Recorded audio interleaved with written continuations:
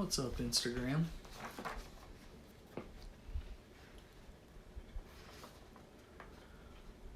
Give it a couple minutes, see if some people join in on this first live broadcast today.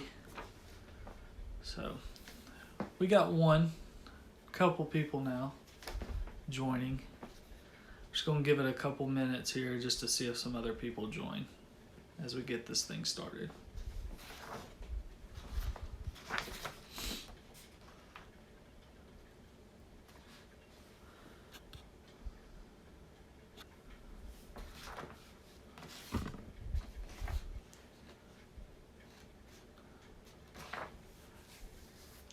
We'll talk a little bit about the book today, a little bit of why, the reason behind the book, why it was written, a little bit about it.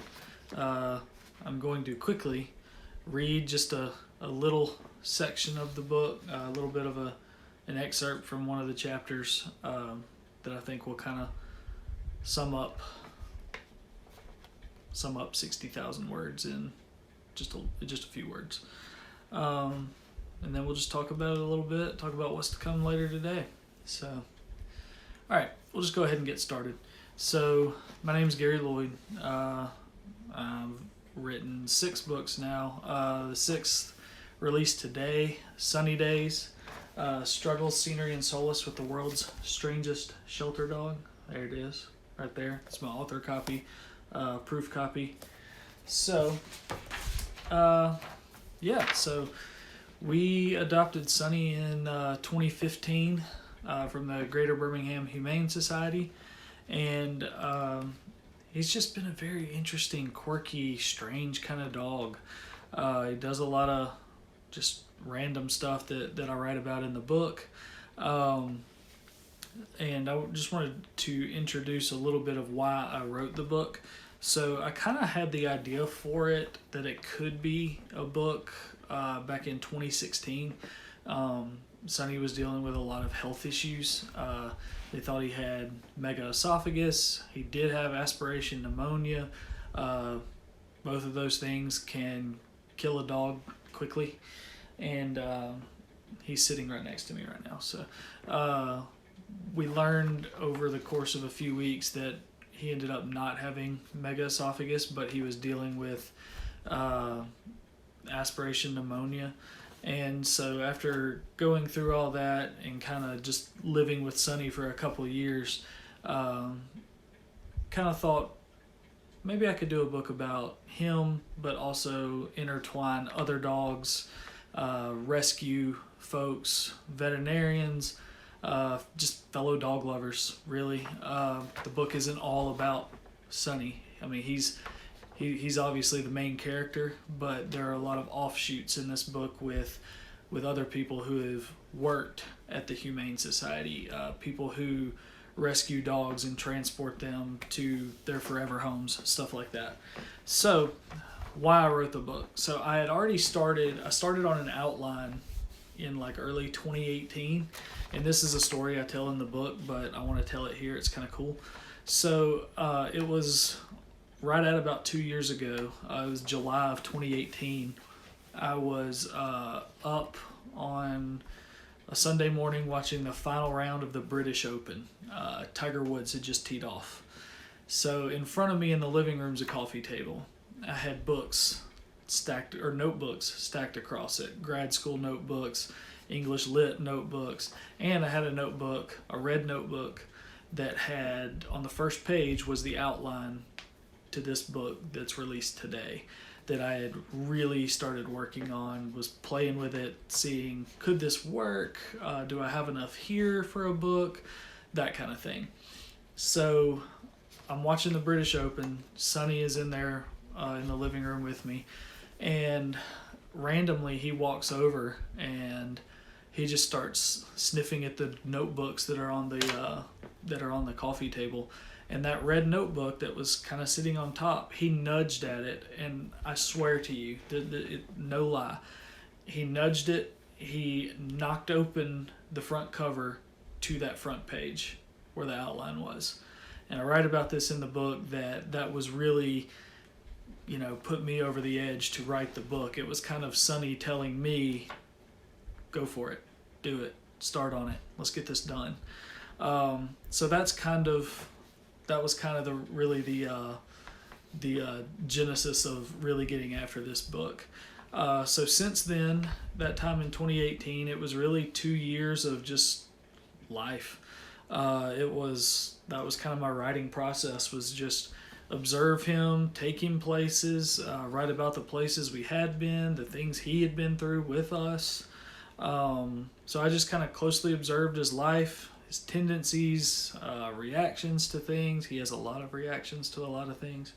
And just talked to as many dog people as I could that wanted to be a part of this book. I spoke with a lot. I've gone to rescue road trips. They come through Birmingham every couple weeks, taking dogs from I think Louisiana, Texas, and taking them to forever homes up in the Northeast, Connecticut, mostly Connecticut, that area. So I talked to Sean Dietrich. You might know him as Sean of the South. He's written like a dozen books about life in the South. He often writes about his dogs. So we had a long conversation just about our dogs and what they've meant to us. And then a lot more. People who foster dogs, people who have rescued dogs, people who have nonprofits that help pair dogs with people in need, that kind of thing. So this book, every chapter, I love alliteration. I don't know why. It's my favorite literary device. Things like, she sells seashells by the seashore, stuff like that. And that's a good example because every chapter in this book starts with the letter S. I thought that was cool just because his name's Sonny. And, struggles, scenery, Solace with the world's strangest shelter dog. I just thought it was kind of a cool little thing. So every chapter in this book starts with an S. I'm disconcertingly flipping through the book now, but strayed, saved, settling, sidekick, sightseeing, sensitivity, sentiment, sports, scribbling, skills, spirit. There's all sorts of them in there. So every chapter is about that particular chapter title. Sports would be, different experiences me and Sonny have had with sports. Sentiment is just that, like examples of his sentiment and, just things he's gone through like that. And then a lot of it, scribbling is the chapter with Sean Dietrich, where we talk about our writing process and how the dogs are involved in that. There's a chapter, science, where I did a lot of research for that chapter because a lot of it went right over my head, where I used Alexandra Horowitz's book, Inside of a Dog, to really learn kind of the science about why dogs are the way they are. So that's pretty much it in a nutshell. So the plot, it's not necessarily a chronological book. It starts off that way. It goes through how we found Sonny, adopted Sonny, and then his struggles with some of his health issues. And then it's been everything since then. Just life with him. And like I said, incorporating other people's canine stories as well. So I'm going to really quickly read to you just an excerpt. I'll try to be quick. From chapter 3. Chapter 3 is settling. So it's kind of our time once we got him from the Humane Society to our house. And just sort of this part is how we came up with his name, because everyone thinks it's Sunny. It's Sonny. So this is just a little bit about how we came to name him. So here goes. I was not quite sure how I came up with it at first. I suppose it just fit him. It sounded great, at least to me. I knew I wanted a name with multiple syllables, with the exception of Crash, but not one that was too human sounding like Christopher or Benjamin or Kevin. That would have been downright peculiar. I did a lot of thinking on his name and several famous Sonnies in the aftermath of making it official. Sonny Bono, the late husband of Cher, made sense, because lyrics included in the duo's famous song, I Got You Babe, go like this. They say our love won't pay the rent. Before it's earned, our money's all been spent.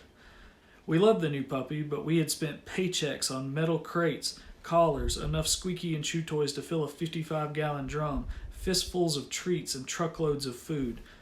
Sonny Corleone, the eldest son in The Godfather, also fit certain aspects of the puppy's personality, most notably his hasty and rambunctious tendencies.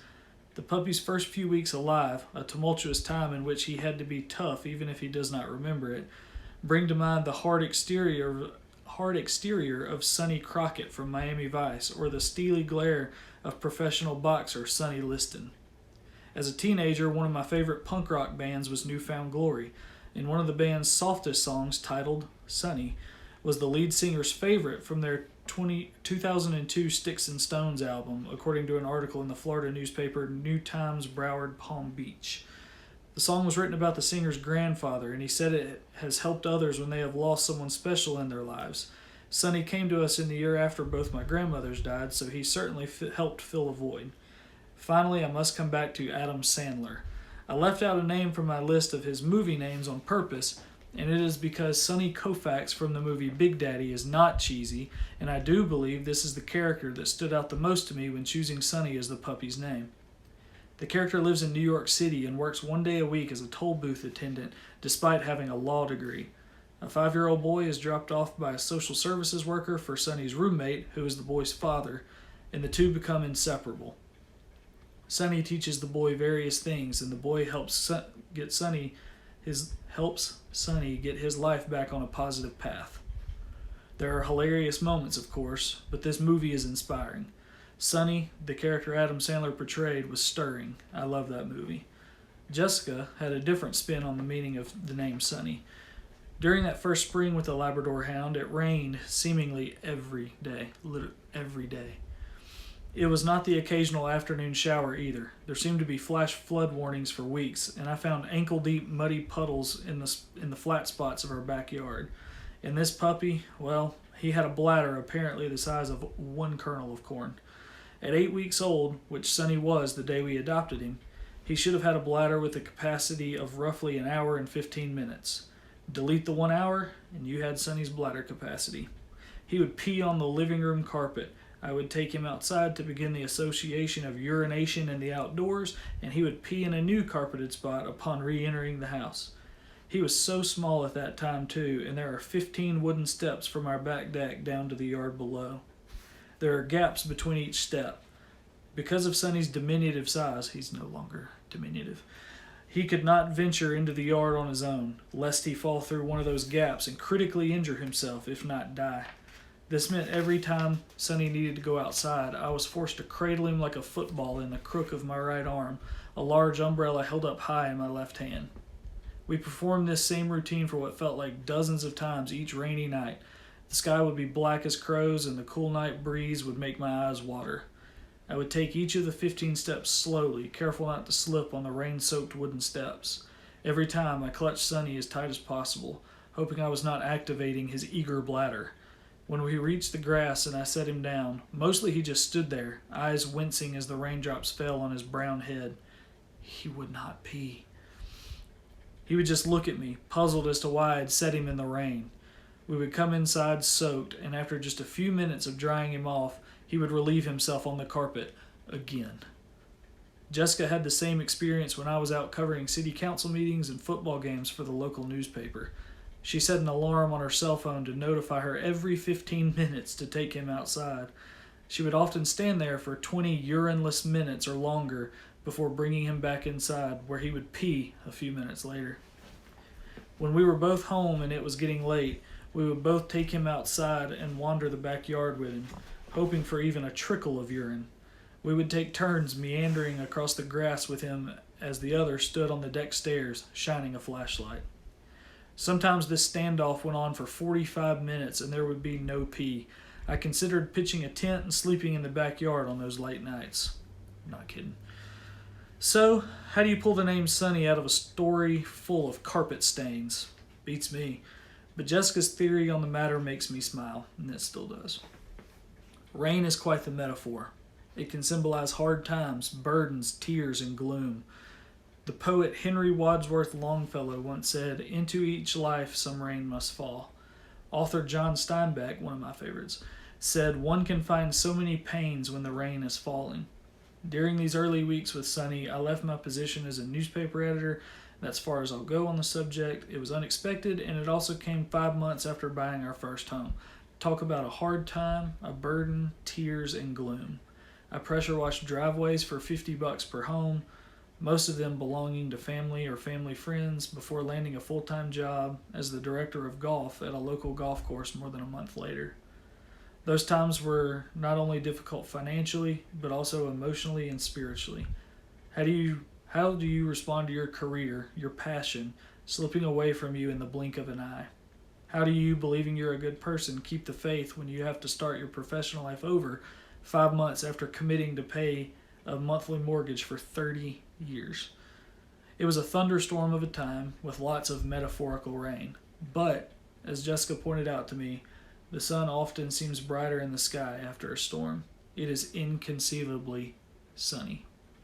That was how Jessica thought about the meaning of Sonny's name, a bright light at the end of a dark tunnel. Okay, I'm done reading, I promise. So, that's a section of chapter 3, Settling, how we came up with his name. So, his name has a lot of meaning. So that was the book excerpt. I've talked a little bit about the book being available today, how I came up with the idea for the book, how Sonny helped me with the idea of the book. So, sorry, I've got notes that I have to refer to. So I know some people, friends, have bought the book so far. I want to say thank you to them. Y'all know who you are. So the book's available on Amazon.com. The paperback is $15. You can get it as an ebook on Kindle for $5.99. The audio book should be available very soon, like within the next few weeks, very soon. So that'll be available through Audible if you use that app, iTunes if you use that for your audiobooks. So as an indie author, you know, I had someone actually ask today, is the book in bookstores? Where can I find it? This book is not in, you're not going to be able to walk in Books A Million and find it. You're not going to be able to drive to Barnes & Noble up at the Summit in Birmingham and find it. Indie authors have to do things like this. I have to get on Instagram Live and talk about the book. I have to post like crazy on Facebook, on Twitter, Goodreads, anywhere I can get the word out. We do a lot of this ourselves. The book is independently published because I just really wanted to go that route. So it's very important to independent authors, indie authors, for people like you, if you've read the book, if you're getting the book, to post about it. It's important to, once you've read the book, give me your honest feedback. Rate the book on Amazon. That helps me tremendously, whether you give it a 3-star, 4-star, 5-star. We're not going to talk about 1 and 2 stars because please don't do that. So those ratings, those reviews really help the book get seen by a larger audience. Amazon has, I think, metrics that look at those things, how often people are rating, reviewing, so those things help me more than anything. Lastly, I'm going to be doing a book giveaway tonight. Probably around 8 o'clock is when I'll post it. What I'm going to do is give away 1 copy of the new book, Sonny Days, and 1 copy of any of my other 5 books of your choosing. Trustful Alabama, A Brief History, Deep Green, Heart of the Plate, Valley Road, Uplifting Stories from Down South, or Ray of Hope. And along with that, as part of that same giveaway, a $20 Amazon gift card. So you get Sonny Days, you get another book, you get $20 free to Amazon. Maybe you use it on one of those books I've mentioned. I don't know, whatever you want to use it for. So watch for that on my Facebook tonight, Gary Lloyd Author on Facebook. And in conclusion, just quick mention of the book availability again. It's available today on Amazon, $15 for the paperback, $5.99 on Kindle. Audiobook will be available really soon, and you'll be able to get that through the Audible app or on iTunes. And again, thank you to those who have bought the book so far, who have retweeted stuff about the book on Twitter, who have shared about the book on Facebook, who are telling your friends, if you post it on Instagram. Stuff like that helps so much, and I appreciate it so much. I believe in this book's story. I believe if you have a dog, heck, if you have a cat, that means something to you. You know they're not just a pet. You know that's part of your family. And I think this book is relatable to anyone who has a dog, loves their dog, has a cat, loves their cat. You've been through stuff with them. You'll understand reading this book that you can apply each chapter to your own experiences. So with that said, I hope you check out the book. I hope you share about the book on your own social media platforms. And I think that's pretty much it for right now. I'll be doing another live session at 3 o'clock on Twitter. At Gary A. Lloyd is my Twitter handle. And then I'll be doing another live session on Facebook tonight at 7. So add me on Facebook. I'm going to do that from my personal Facebook page. So if you're not my friend, add me, and you can watch that at 7, which will kind of detail the giveaway that we're doing to cap this book release day. So again, I hope you support the book. I hope you check it out. I hope you like it. So for now, thanks for tuning in, and have a good day.